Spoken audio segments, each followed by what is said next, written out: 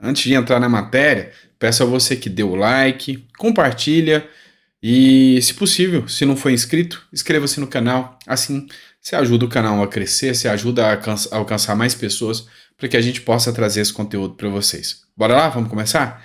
Então vem comigo. Pessoal, começo com a matéria do Guilherme Amado para vocês aqui do jornal Metrópole, falando sobre a CPMI de 8 de janeiro. Sim, está marcado ainda o início da sessão para amanhã, terça-feira. E a grande questão é a estratégia utilizada pelo governo Lula, uma estratégia tanto quanto ardilosa, usar a esposa do Mauro Cid como elemento de pressão. E o título da matéria é esse: CPMI pretende usar a esposa de Mauro Cid como elemento de pressão.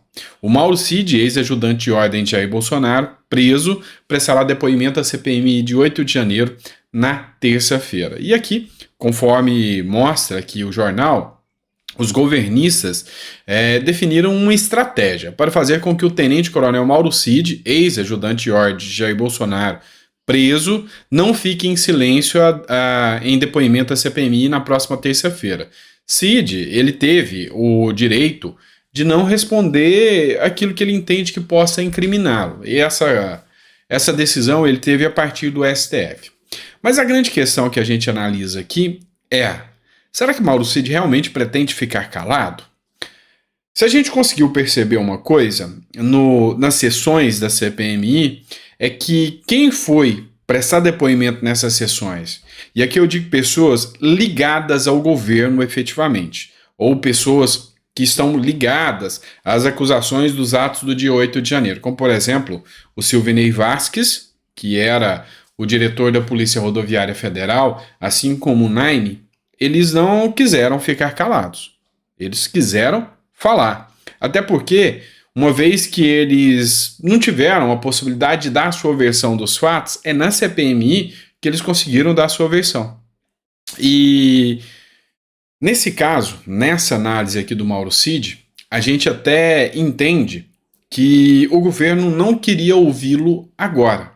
O governo queria deixar essa questão de ouvir o Mauro Cid mais ao final. Ele não queria de forma alguma que fosse nesse momento.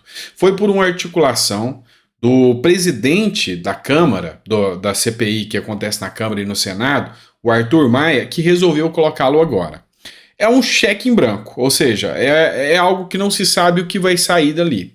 Porque se Mauro Cid trouxer os argumentos plausíveis, ele vai derrubar um monte de narrativa que a esquerda criou contra o ex-presidente Jair Messias Bolsonaro.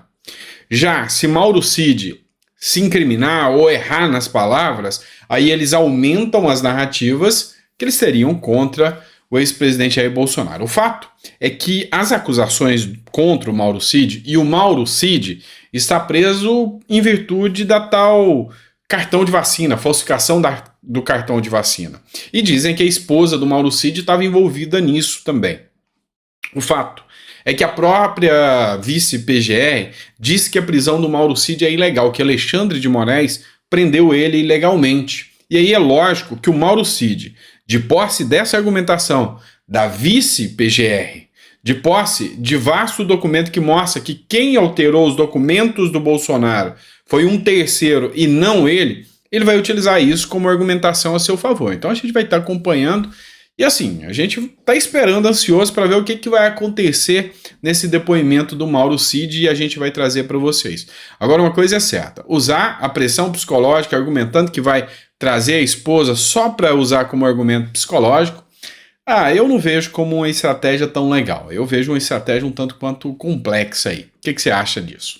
Vamos partir para a próxima matéria agora, que foi publicada na revista Oeste. Barroso admite que poder judiciário passou a ser político. Ministro disse ainda que STF é acusado de um ativismo que ele não produz. Vamos lá. Luiz Roberto Barroso, vice-presidente do Supremo Tribunal Federal, disse que o Poder Judiciário passou por um processo de ascensão e deixou de ser um departamento técnico especializado para ser um poder político. As informações são do site Gazeta do Povo. A fala de Barroso ocorreu durante a abertura do 7º encontro do Conselho de Presidentes de Tribunais de Justiça do Brasil, realizado em Porto Alegre na quarta-feira. O ministro informou que não ministraria uma palestra ou conferência, mas sim uma conversa sobre as demandas da justiça brasileira, fazendo menção à sua futura gestão à frente do STF. Barroso assumirá a presidência do Supremo em setembro. A gente encara com muita preocupação, uma vez que é vedado a atividade político-partidária por parte de ministros do STF.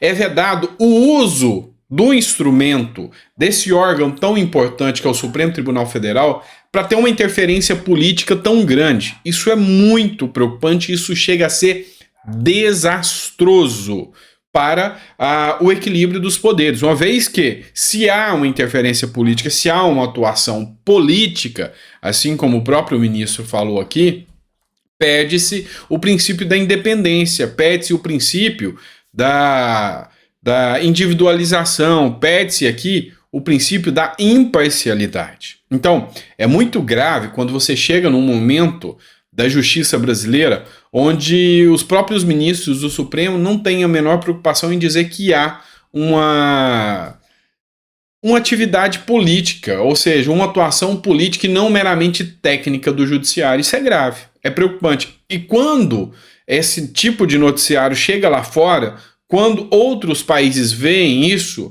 eles começam a equiparar o Brasil como democracias relativas, como a Venezuela, como Cuba, Nicarágua, dentre outras.